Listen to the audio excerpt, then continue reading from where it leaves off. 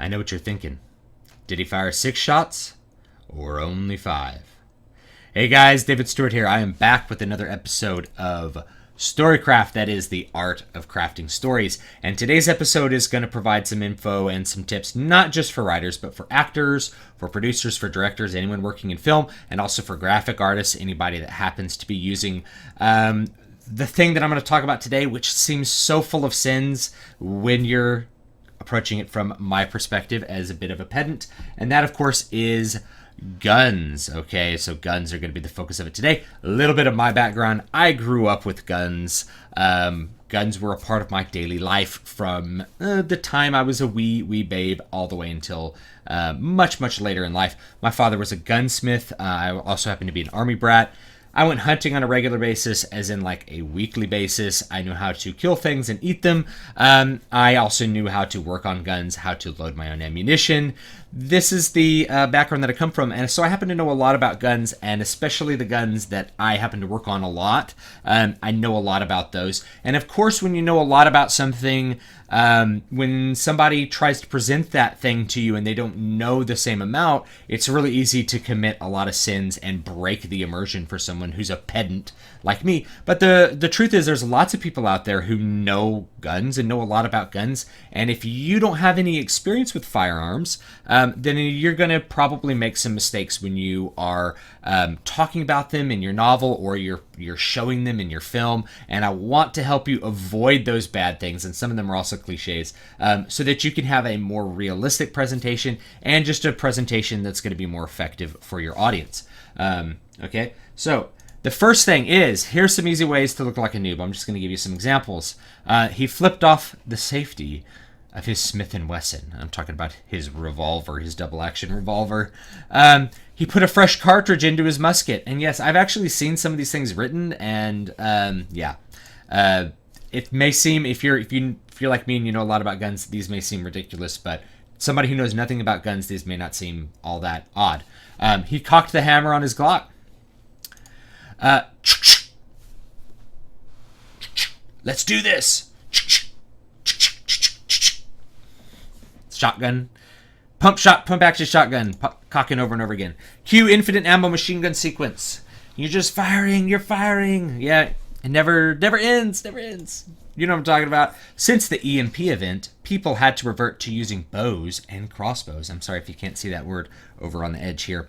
Okay, but it's bows. So these are things that are really going to stick out to you, and of course, double fist.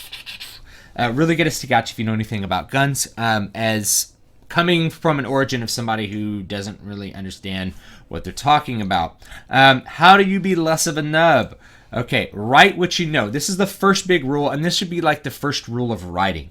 Write what you know. If there's some detail of the functioning of a gun, if it's not plot relevant, just skip it. You don't need to talk about it. You don't need to go into the gory detail about how he opened up his gun and like spun the cylinder of his revolver and cocked the hammer, or squeezed the trigger on his python just the right way till he felt the hammer click back just one fraction of an inch and he knew he was, you don't need to go into that. Okay, write what you know, and this is especially true if you don't know a lot about guns.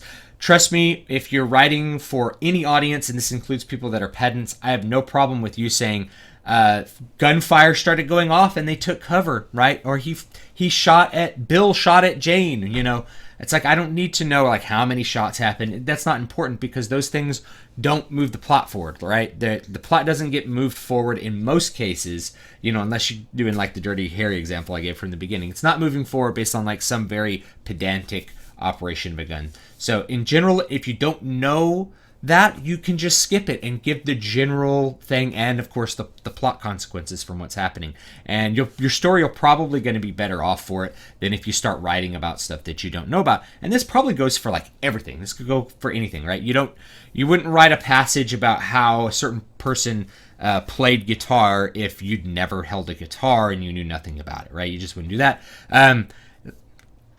If you feel like writing military fiction and you've never been in the military, that's probably not going to work out that well for you, or you're going to be an uphill battle. If you have a lot of military experience, it's not that hard to write military fiction, because you just write what you know, right? So we should write the things that we feel most comfortable with, and skip the things that we're not so comfortable with. Here's another big tip if you want to be less of a nub. Go down to the range and spend some time shooting, okay? Find somebody, if you've never shot a gun, find somebody who knows how to shoot, and he'll get you started. He'll probably have some guns that you can shoot with him. Then what you should do is you should shop for a gun, you should research it, buy it, and then learn how to use it through that process. Everyone should own a gun. This is my personal opinion, right?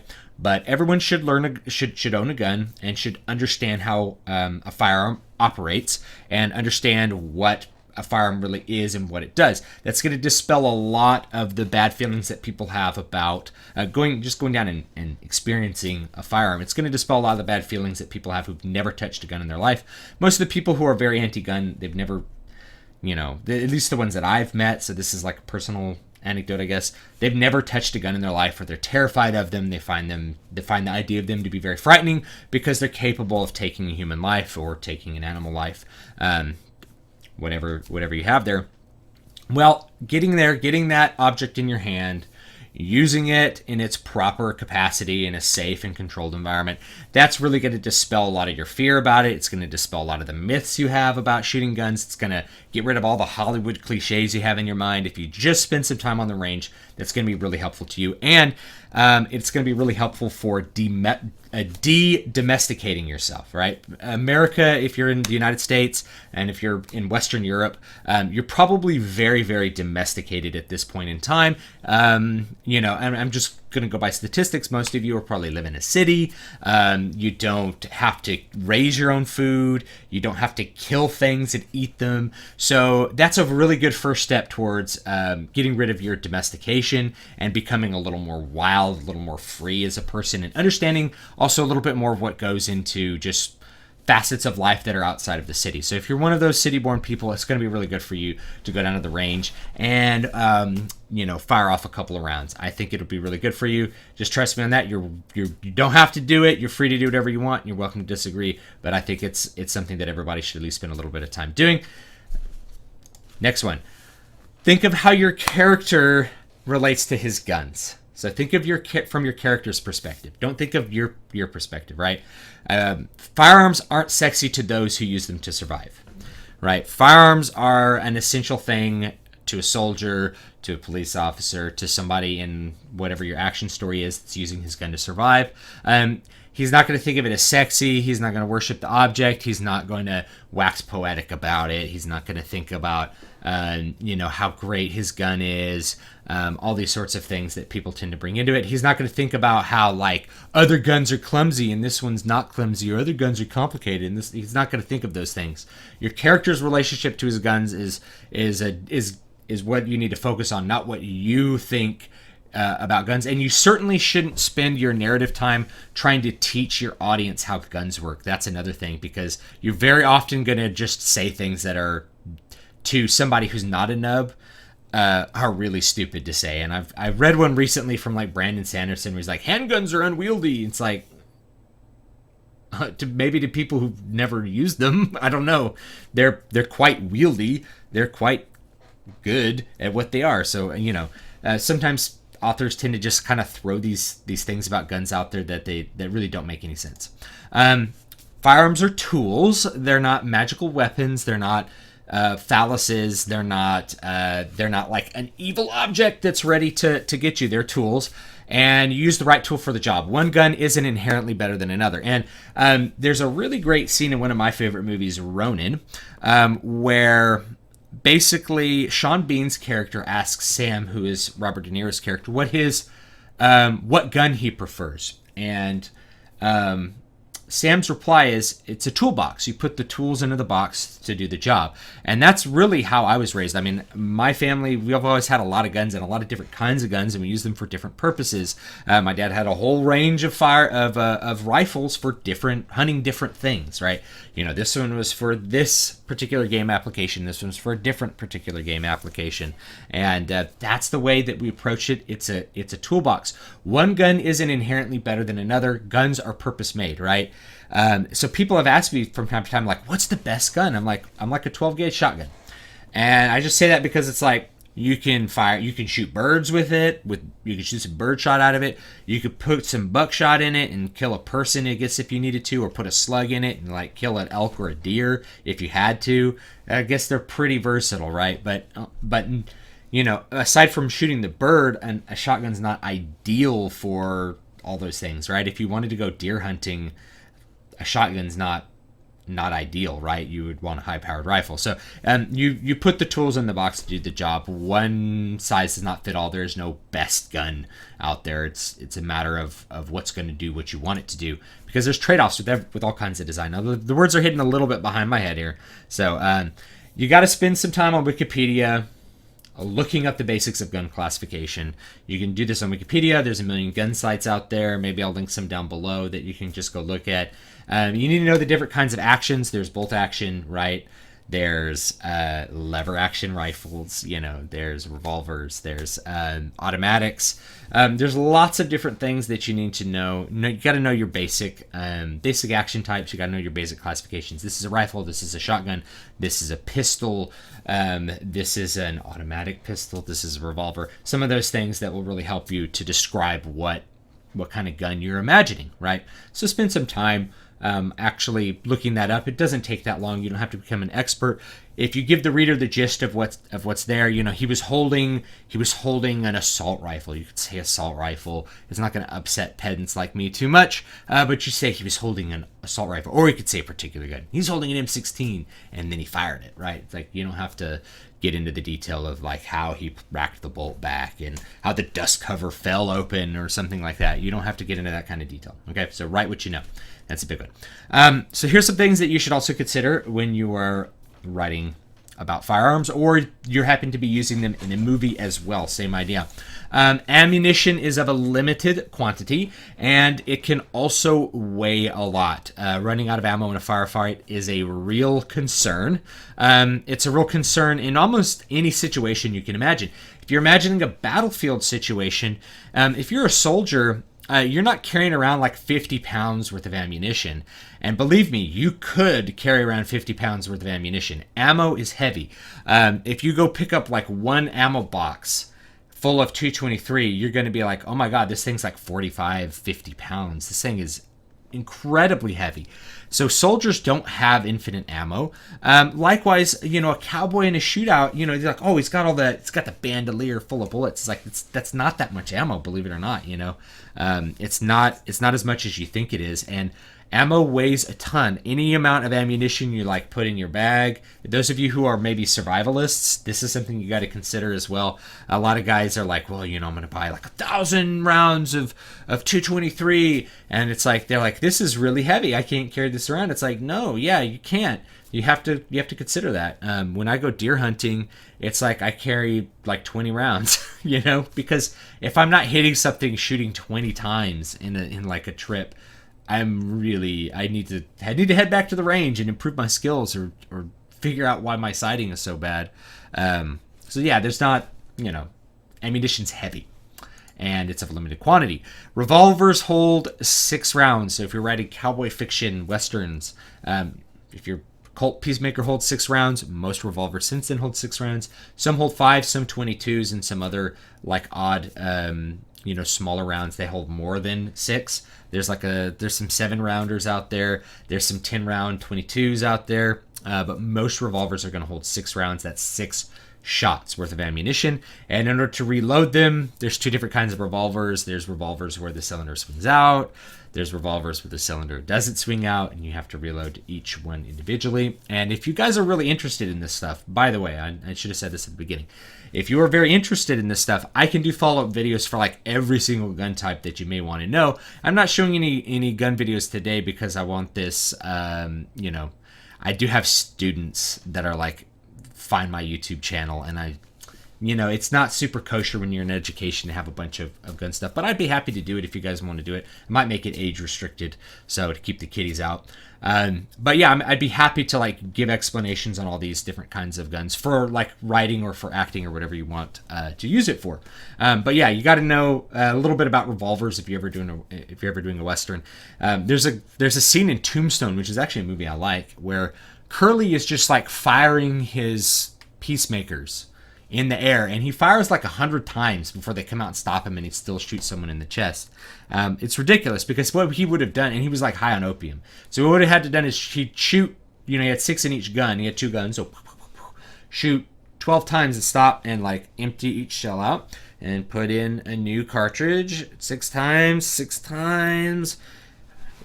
Let's go crazy again, right? So keep that in mind. Like, there's a limited quantity, not only just in general, but also for each magazine.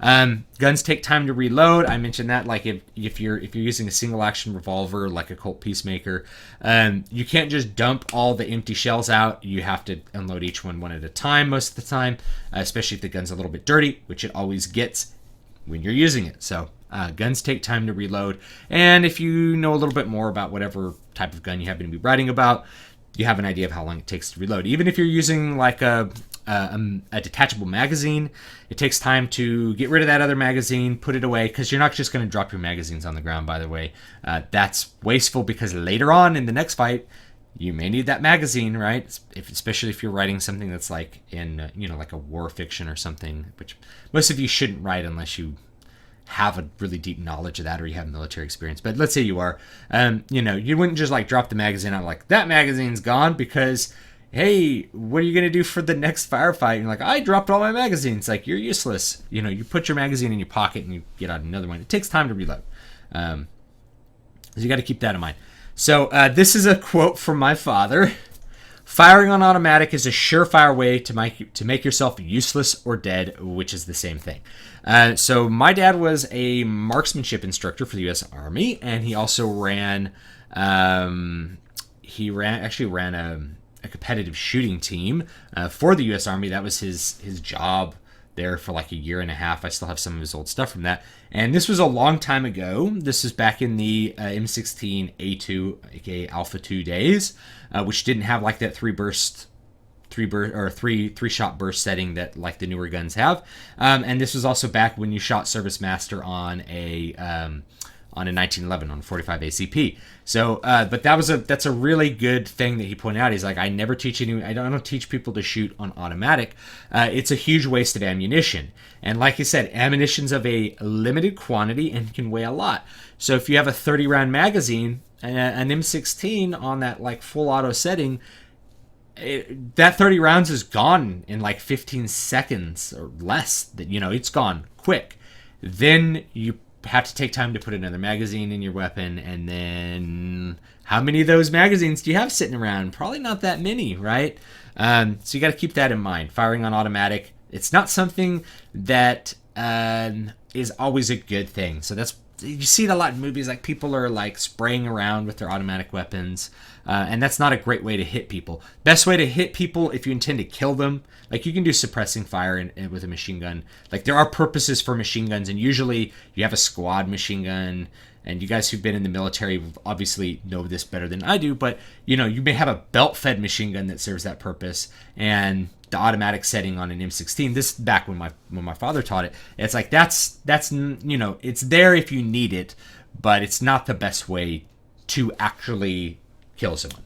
You want to acquire your target, aim, and shoot at him, not acquire your target, hope that bullets hit him. Right? So spray and pray is not the way that most people will actually be effective with a gun. So here's another thing to consider. A character that is proficient with firearms will know how to use them well. So somebody who's really proficient with firearms is going to be good at using them. That means he's going to hit people that he wants to hit. He's going to be accurate at actually hitting the target that he wants to hit, and he's not going to miss constantly. So like the Stormtrooper syndrome, that's a kind of a reality breaker. It's like, oh, here's all these professionally trained stormtroopers, or in some cases genetically engineered to be soldiers, and they can't hit the broadside of a barn. What's that about, right? That's a little bit of an immersion breaker in Star Wars, and it should be in other things as well. Like the good guys the bad guys seem completely inaccurate, even though they're somehow trained killers, and the good guys are 100% accurate. To me, that's an immersion breaker, and you should consider that. Count your shots. That's something that gets kind of like pounded into you from the get-go. At least my dad really pounded it into me. You always want to know how many shots you have left before you're empty and you have to reload, because you need to know that. You need to know when it's going to be safe for you to take the time to unload a magazine and load another magazine, or you really don't want to acquire a target if you're going hunting and pull the trigger and figure out, oh, I should have reloaded, right? So here's another thing that people don't always forget, and I know this, like, the words are a little blocked right here. Guns are loud. They are very, very loud, okay? They're deafeningly loud, especially in a close space. So if you're like in a little room and someone shoots a gun, you won't be able to hear anything afterwards. You're just going to hear this loud ringing. And what happens, and this is true, what happens is you have these little muscles in your ears, just so you know the anatomy. I don't remember the name of the muscle, but it's attached to your tympanic membrane, and it will actually pull the parts of your middle ear in taut to protect them from really loud noises as a reaction against really loud noises. But in so doing that disrupts your articular chain, and you won't be able to hear anything. So if somebody fires a muzzle off by your ear, it will deafen you for several minutes. If somebody is firing a gun in a close space, like a little room, it's going to deafen everyone in the room. I can't tell you, you guys have seen the movies where it's like, Vincent and Jules, like, just shoot up a dude in a little room, and they're like, oh, and then someone comes out firing a 44 Magnum, and afterwards they're like, oh, that was cool. It's like they would be like, they would be hurting so bad from the loudness of the guns. It would be ridiculous. Guns are really loud. And when you're doing sound design, you should think of that as well. You should definitely overdub whatever little blanks you had when you're shooting a film. You should overdub those with real loud gun sounds to get the impact of that as well. So they're deafening. They are loud. And when you're outside, it's less of an impact because the sound is dissipating more out. But if somebody's near you firing, it's going to be really loud. You guys have to keep that in mind.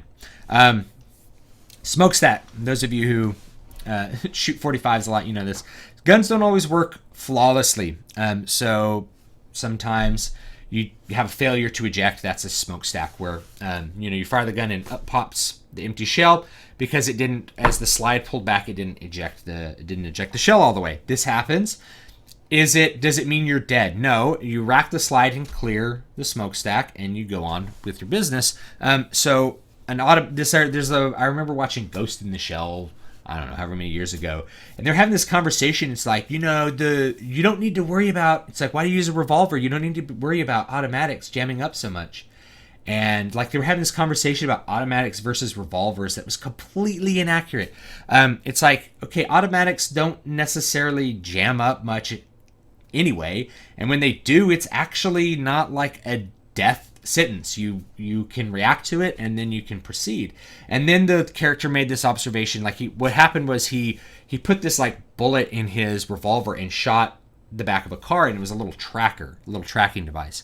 And the major said to him, if it was an automatic, you could have put 2. It's like, actually, he probably wouldn't have put any, because in order to shoot with an automatic, I know I'm being pedantic here, but bear with me. He'd have to take the magazine out, find whatever those tracker rounds are, put 2 of them in, re-rack it, fire twice.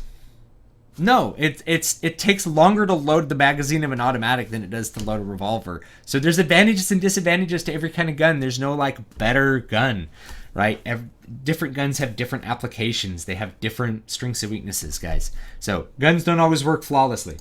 And ammunition is not universal. This is something that is surprising to people. It's like, oh, they go to the, take them to the gun store and they're like, what is all this ammo? It's like, oh, well, this is 280 and this is 30-06, and oh yeah, and we're gonna go shoot some 10 mil, so we'll get some 10 mil. We're gonna shoot some 40, so we'll get some of that, right? And they're like, I didn't know there were so many different kinds of bullets, right? By the way, the bullet is only the little lead and copper, copper jacketed lead piece at the end of a cartridge. But I didn't know there were so many different kinds of ammo. It's like, yes, if you're writing like zombie or like survival fiction or something like that, that's something you really got to keep in mind. You're not going to, if a character has some kind of specialized weapon, they're not going to find a lot of ammo for it. So one of the biggest advantages in like a survival situation would probably be having a firearm where there's plentiful ammunition about. So 223 is a great choice, 45 ACP 9mm, and 308. Those are all really, really good choices for a gun. But you're just like, oh, I got my 7 mag. I go down to the gun store and they don't have any 7 mag. It's like, yeah, well, 7 mag's not that popular. Probably have to load your own. So loading your own is also a good thing too. Learn the basics. So if you know nothing about guns, you got to learn some basic terms.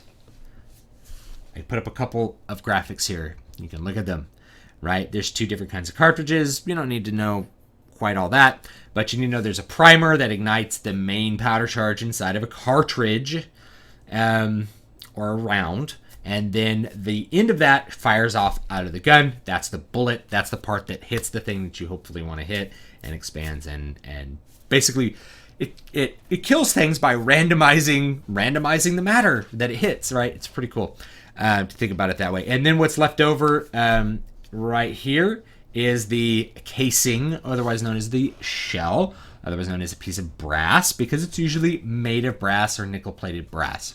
Okay, so there you go. There's some basics you guys got to know. This is a rifle. There's a stock. The receiver is that part in the middle where the bullets are, I guess, loaded, or where the rounds are loaded. I'm using kind of your terms, bullets. You got to know where the sights are. Safeties are in different places on different guns. You got to know what a trigger is. You got to know what a magazine is. Usually, most guys don't call it a clip, call it a magazine, because magazines have, clip is, I don't know, that's kind of a slang. A clip is a type of magazine that you would use if you were firing, say, like a British Enfield. They'd come in a clip. It'd be literally a clip of 5 rounds, and you'd put the clip on the top of the receiver, and you'd shove them down into the magazine. The magazine's the part that holds the bullets, right? And the clip can be something that loads the magazines, but people tend to use it interchangeably. We tend to say like clip instead of magazine. Always bugged my dad, and therefore I guess it bugs me a little bit, but magazine is like the official term for the part that holds the bullets. Okay, let's give you some do's and don'ts. Do keep the action focused on events and results. Who got shot? Who was shooting? Do use accurate but general terminology. He aimed the handgun at her. Don't say he like pointed the gun at her, right? You could say that. I mean, that's not super accurate. He aimed it at her, right? That's good. You're not saying like you're not getting yourself in trouble by saying a bunch of stuff you don't know about. Don't go into extreme detail on a firearm operation unless you know what you're doing and it matters in the plot. So if it doesn't matter in the plot, you just don't really need that detail. Chances are, if you have it, it may confuse a reader as well. So if you go into really, really gory detail on how a gun works, it can also confuse a reader. You got to keep that in mind. You do need to use terminology. Don't use terminology that you are uncertain on. Use the stuff that you're certain on. Write what you know. He checked the clip and saw 1 bullet there, then locked and loaded. So don't write a sentence like that. Don't have actors brandish their weapons casually, fire sideways, or point them at friends. So a lot of times you have actors that, I don't know, they just are flipping their gun around, they're letting it hang to their side, they're like, I know you can't see me, what's up, right? They're doing stuff like this. Don't do that. Like, people who use guns for a living aren't going to do that because it's dangerous and it's also stupid and pointless. Do not replicate bad Hollywood cliches and call anyone who objects to those cliches a pedant, right? Bad Hollywood cliches, I just listed some. You know what's up. Do have actors use their firearms the way a trained fighter would use their firearms. You got to think about it like that, right?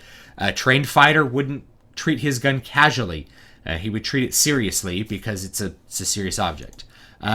Do consult experts when you are in doubt. So if you're working on an indie movie project, call up that person who actually knows firearms and have them Have them give you some advice. And Hollywood movies have consultants for this sort of stuff, and they still screw it up all the time, because by the time it gets to editing, the consultant doesn't have anything to say, and then they just edit it, and there's 30 shots coming out of a revolver. Don't have your characters and actors worship firearms, wax poetic about them, or talk about which gun is like the best gun, right? Don't do that. People who are really familiar with guns, there's certain things that they just don't say about them. They don't sit there and talk about them. They don't talk about that, like, handguns are inherently unwieldy, or like, you would have gotten 2 shots in with an automatic. It's like, no, people don't really talk about guns that way. At least most people know what they're doing. And this is my experience. I'm very experienced. I also spent a lot of years working gun shows in California. My dad had a business restoring old antique battle rifles. So I know I've had a lot of experience with gun culture. I have a pretty good idea about the way, like, people talk about stuff.